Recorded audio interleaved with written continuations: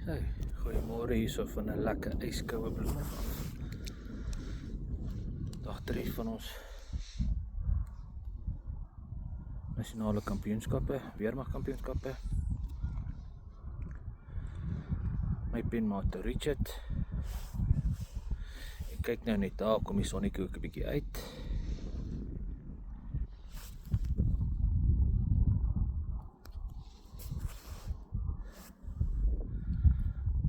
Kyk nou net, daar's 'n Vrystaatman aan met 'n vis.